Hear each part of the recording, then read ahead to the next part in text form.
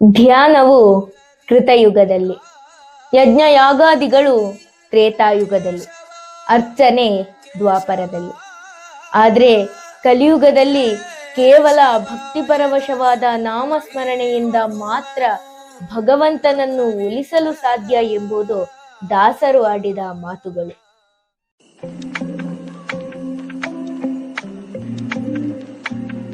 ಸುಮಾರು 25 ವರ್ಷಗಳಷ್ಟು ಹಿಂದೆ ಕೇರಳದ ಕೋಟ್ಟಯಂ ಜಿಲ್ಲೆಯ ಒಂದು ಪುಟ್ಟ ಗ್ರಾಮದಲ್ಲಿ ಶ್ರೀ ರಾಜೇಂದ್ರ ಪಣಿಕ್ಕರ್ ಎಂಬ ಸಾತ್ವಿಕ ವ್ಯಕ್ತಿಯೊಬ್ಬರು ಒಂದು ಪುಟ್ಟ ಭಜನಾ ಮಂಡಳಿಯನ್ನ ಸ್ಥಾಪಿಸುತ್ತಾರೆ. ಅದುವೇ ಮುಂದೆ ಎಲ್ಲರ ಮನಸೂರೆಗೊಂಡ ಜಗತ್ ಪ್ರಸಿದ್ಧವಾಗಿ ಬೆಳೆದ ನಂದಗೋವಿಂದಂ ಭಜನಾ ಮಂಡಳಿ. ಇದು ಗುರುವಾಯೂರಪ್ಪ ರಹಸ್ಯ.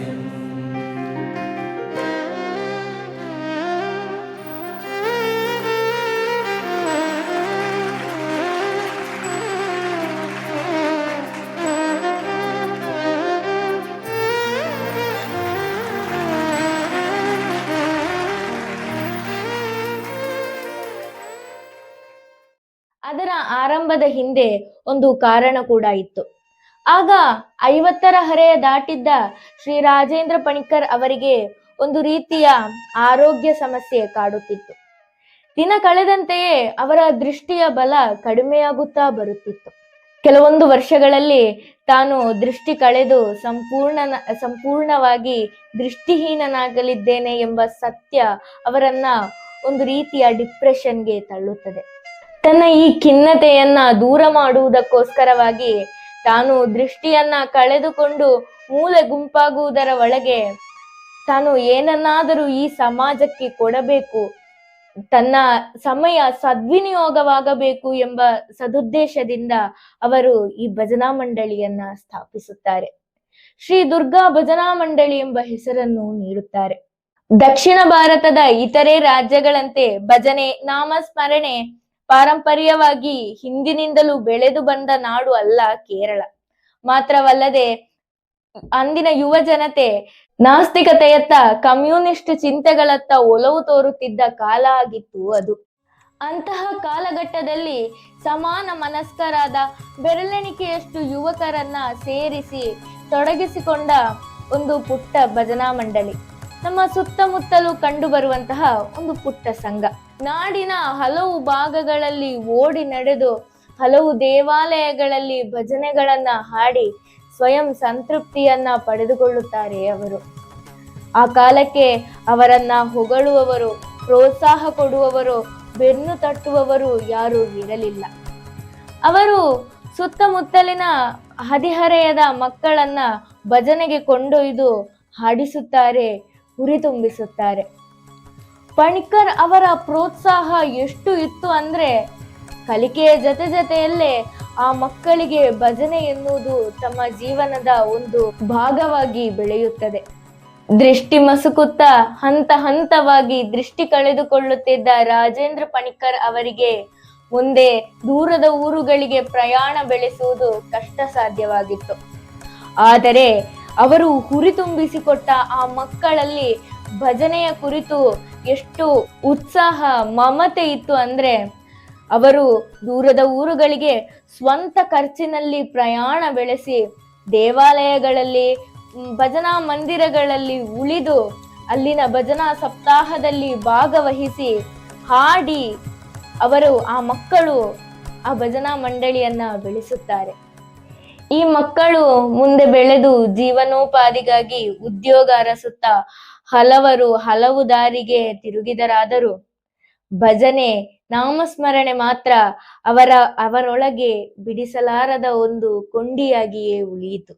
ಆ ಮಕ್ಕಳು ಮುಂದೆ ಬೆಳೆದು ಯುವಕರಾದಾಗ ತಮ್ಮ ಮಂಡಳಿಯನ್ನ ಇನ್ನಷ್ಟು ಸದೃಢಗೊಳಿಸಿ ನಂದಗೋವಿಂದಂ ಭಜನ್ಸ್ ಎಂದು ಮರುನಾಮಕರಣ ಮಾಡುತ್ತಾರೆ. ದೃಷ್ಟಿ ಕಳೆದುಕೊಂಡ ಒಬ್ಬ ವ್ಯಕ್ತಿಯ ದೂರದೃಷ್ಟಿಯ ಫಲವೇ ಇಂದು ನಾವು ಕಾಣುವ ನಂದಗೋವಿಂದಂ ಭಜನ್ಸ್.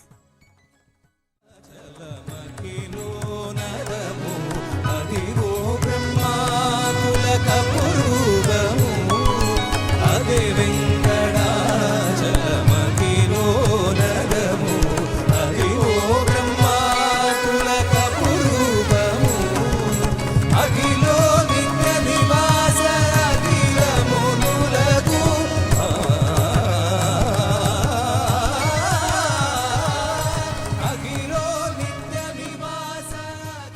ತಾಳ, ಶ್ರುತಿ, ಲಯ ಇವೆಲ್ಲದಕ್ಕಿಂತಲೂ ಮೇಲೆ ಭಕ್ತಿಭಾವಕ್ಕೆ ಮಾತ್ರ ಪ್ರಾಧಾನ್ಯವಿರುವ ಭಜನೆ ಅಥವಾ ನಾಮ ಸಂಕೀರ್ತನೆ ಎಂಬುದು ದೇವರನ್ನ ಒಲಿಸಲು ಇರುವ ಒಂದು ಮಾಧ್ಯಮ.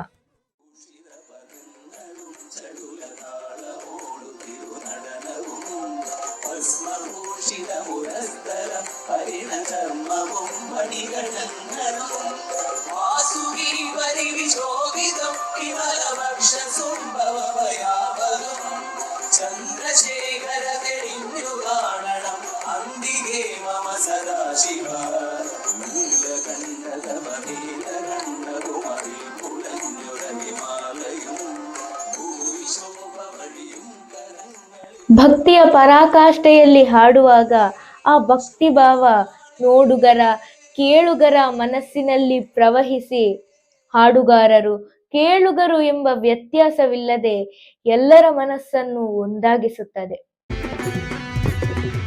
ನಿರ್ಗುಣ ಪರಬ್ರಹ್ಮ ಸ್ವರೂಪ ಗಮ ಗಮ ಭೂತ ಪ್ರಪಂಚ ರಹಿತ. ನಿರ್ಗುಣ ಪರಬ್ರಹ್ಮ ಸ್ವರೂಪ ಗಮ ಗಮ ಭೂತ ಪ್ರಪಂಚ ರಹಿತ.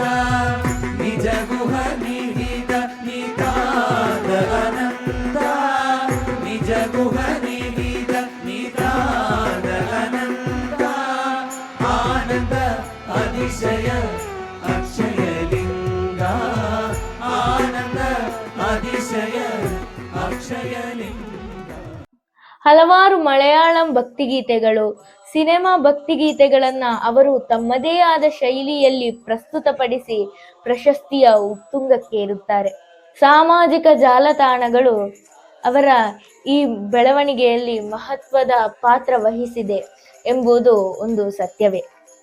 ನೀವು ನಂದಗೋವಿಂದಂ ತಂಡದ ಭಜನೆಗಳನ್ನ ಸೂಕ್ಷ್ಮವಾಗಿ ಗಮನಿಸಿದ್ದಲ್ಲಿ ಕಂಡಿರಬಹುದು.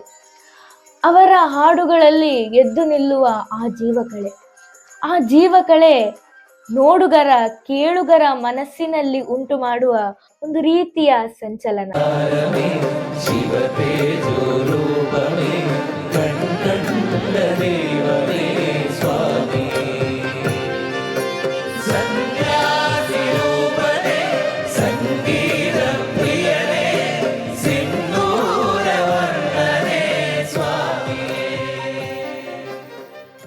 ಈ ಮಂಡಳಿಯನ್ನ ಕಟ್ಟಿ ಬೆಳೆಸಿದ ರಾಜೇಂದ್ರ ಪಣಿಕ್ಕರ್ ಇಂದು ಅವರ ಜೊತೆಗಿಲ್ಲ. ಆದರೆ 2 ದಶಕಗಳ ಹಿಂದೆ ಅವರು ಹಾಕಿದ ತಳಹದಿ, ಕೊಟ್ಟ ಸ್ಫೂರ್ತಿ ಅಂದಿನ ಮಕ್ಕಳಾದ ಇಂದಿನ ಯುವಕರಿಗೆ ನಿಜಕ್ಕೂ ಸ್ಫೂರ್ತಿದಾಯಕವಾಗಿದೆ.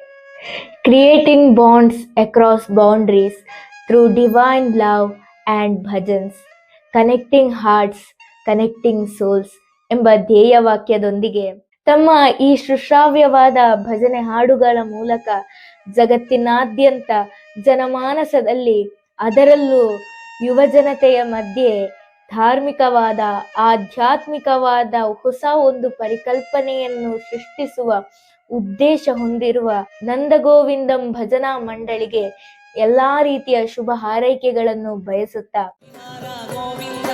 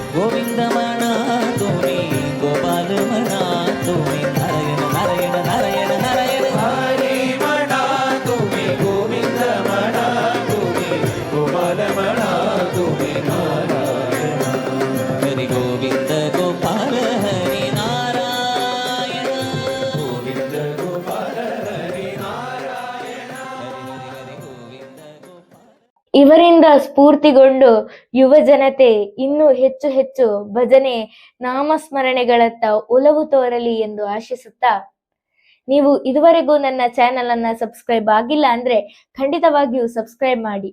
ಮತ್ತೆ ಇನ್ನೊಂದು ವಿಷಯದೊಂದಿಗೆ ಮುಂದಿನ ಸಂಚಿಕೆಯಲ್ಲಿ ಭೇಟಿಯಾಗೋಣ. ವಂದನೆಗಳು.